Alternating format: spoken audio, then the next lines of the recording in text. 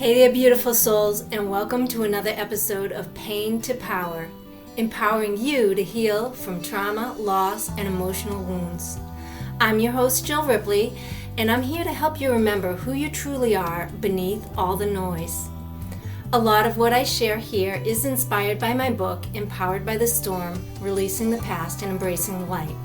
If anything resonates with you today, you can dive deeper with me there or at empoweredbythestorm.com. Have you ever stopped to ask yourself, whose voice is that in my head? Is it really yours, or does it belong to someone else? A parent, a teacher, society at large? Today we're talking about programming, and more importantly, how to break free from it. So what is programming? Programming is the subconscious conditioning of our minds through repeated messages we receive early in life, from parents, teachers, religion, social media, and society.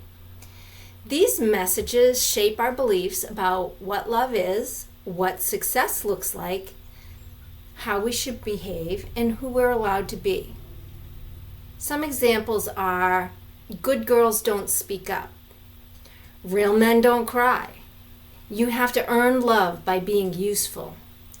I'm too sensitive. I need to toughen up. These beliefs get hardwired in our early years without us even realizing it. We begin living our lives as if these are facts, even when these beliefs are painful, limiting, or completely false. And because they're unconscious, we rarely question them until something in our lives starts to break down. The truth is, we're programmed from every angle, through the expectation of our caregivers, the norms reinforced in classrooms, and the values embedded in the media we consume. Think about it. Movies often portray love as something dramatic or codependent. Ads sell us the idea that we're not enough unless we buy their product. Social media reinforces impossible standards of beauty and success. We do this to each other by only posting the good stuff that happens in life. You never see people posting about the last blow-up they had with their spouse or teenager. What we post are all the highlights of all our fun times, and it gives people the impression that our lives should be perfect. TV shows can glorify toxic behavior and frame it as entertainment. Even music lyrics can echo the message that pain equals love. The repetition of these messages is powerful. And if we're not mindful, it can quietly mold our self-worth, relationships, and identity.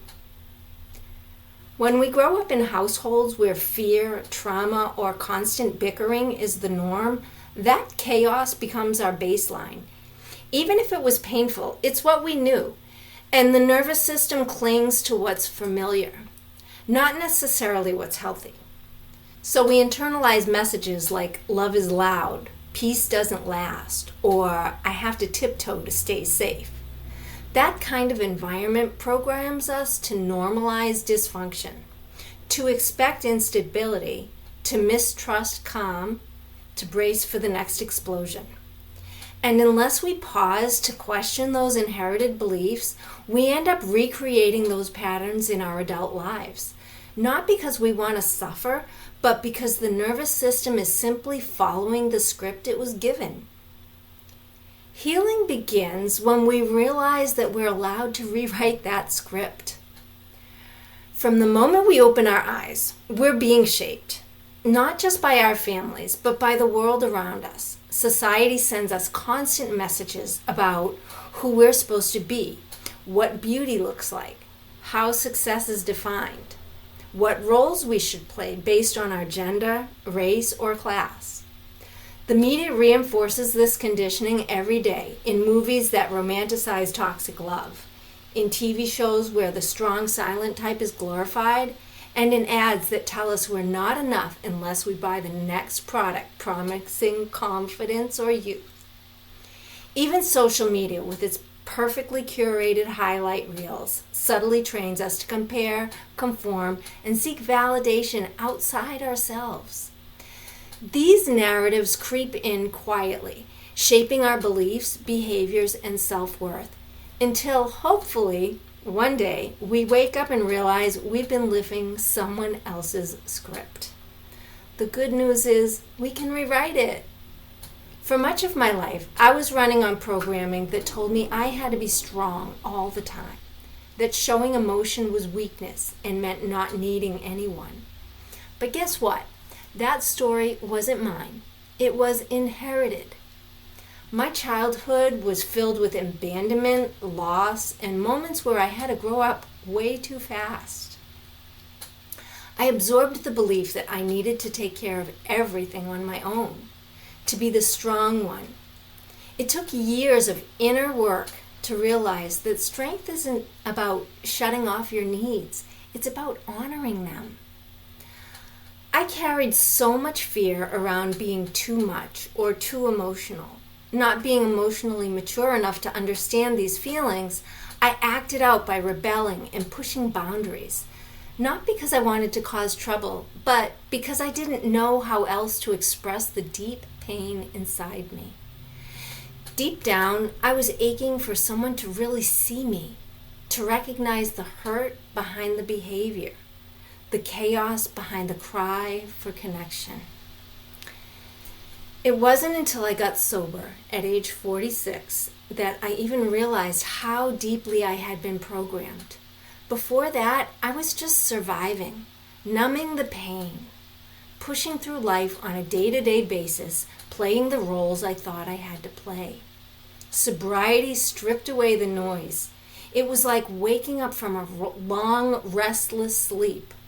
I was forced to sit with the truth, and it was uncomfortable. But in that discomfort, I started to see the old stories for what they were. Survival strategies, not inherent truths about my worth. And it wasn't until I started dismantling that programming that I found the courage to show up as myself. Vulnerable, messy, honest, and whole.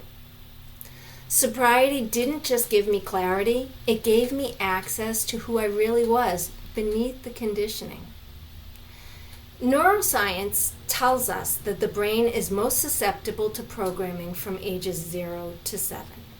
This is when our subconscious is being formed, before we have critical thinking skills to question what's coming in.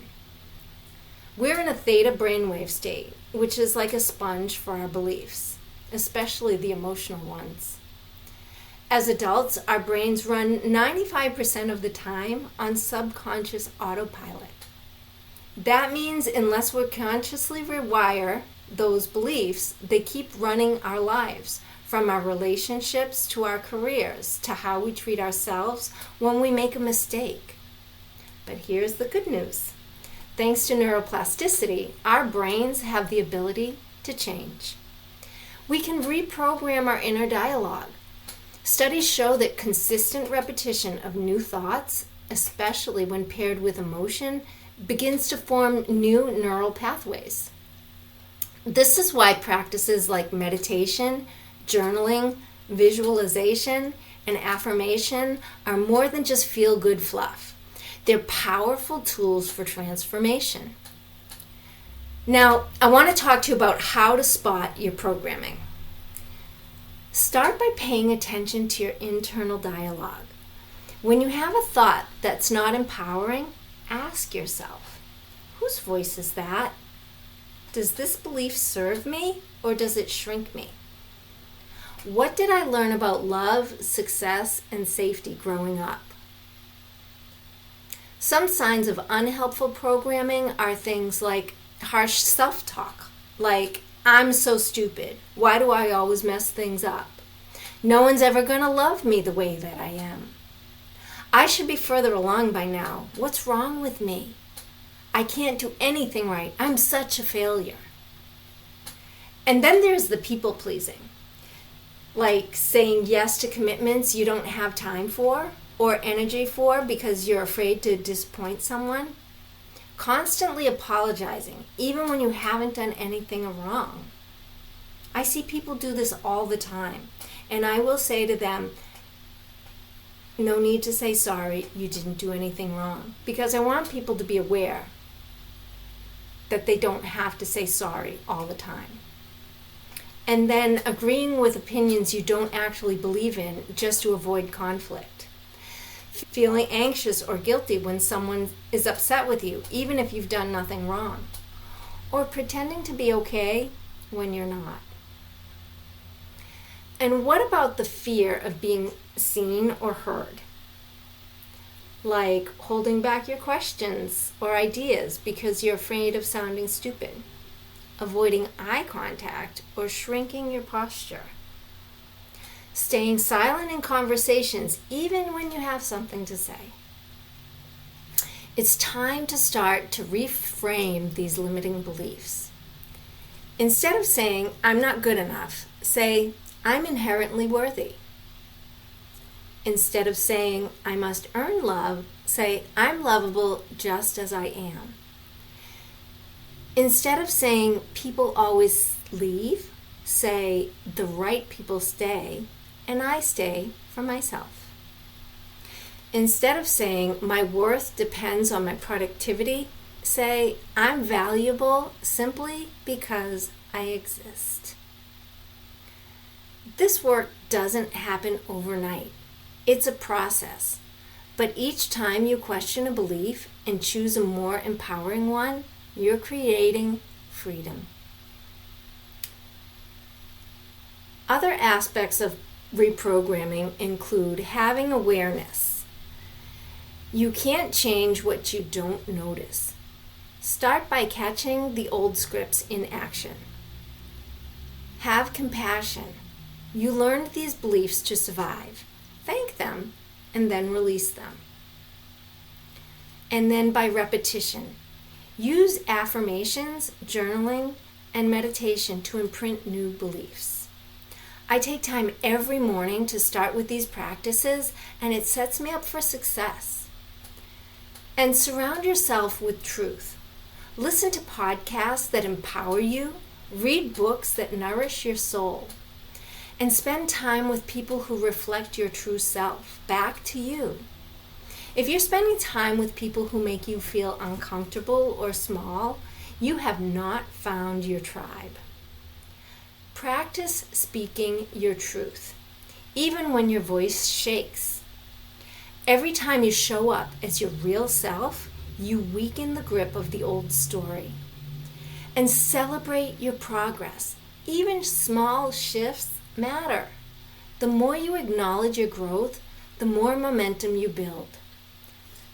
Now, I would like to walk you through a little meditation that will help you find your center, the space that your divine peace and your true nature resides.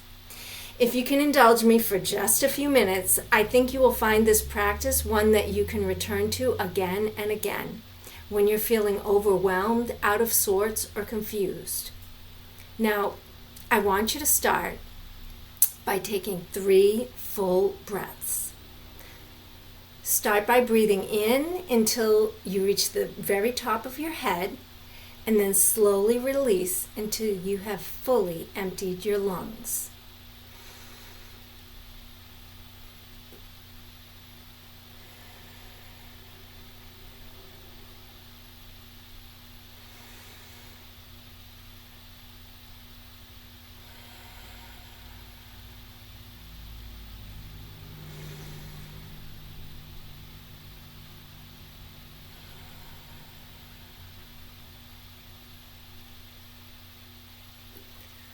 Now I want you to ask yourself this question.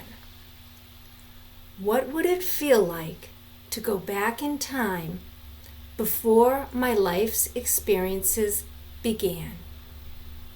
To be back in the womb, safe, nourished, and not responsible for anything. And just imagine what that feels like. We will sit with this question for 2 minutes and just be.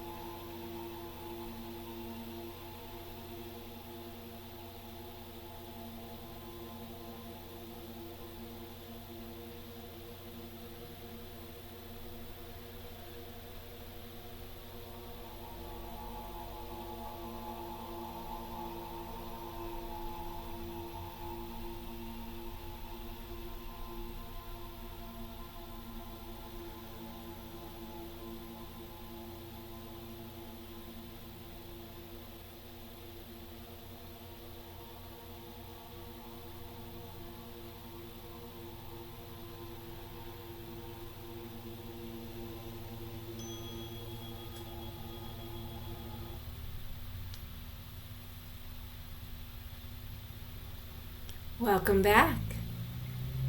How did that feel? Do you feel at peace? If you had trouble letting go, don't get discouraged. Just try again when you're in a quiet space. It's a simple question. You can ask it at any time. If you're in a stressful situation, you can do this in public. Just do it with your eyes open. No one has to know. Just envision yourself back in the womb before life had its impact on you, and say to yourself, what would it feel like? This is your true essence. You are not broken. You are not your programming. You are who you choose to become, one conscious thought at a time. And that's where your power lives. Every time you challenge an old belief, every time you speak up when you would have stayed silent, every time you choose rest over burnout, you are rewriting your story. And I would like for you to commend yourself for each small win. Self-work is not easy work, but it's worthwhile work. You are worthy, and you deserve your best life. If this episode sparked something in you, I'd love to hear about it. Message me at empoweredbythestorm.com or find me on Instagram at empoweredbythestorm. And if you haven't already, make sure to subscribe so you never miss an episode. Until next time, stay grounded, stay open, stay loving, and stay empowered.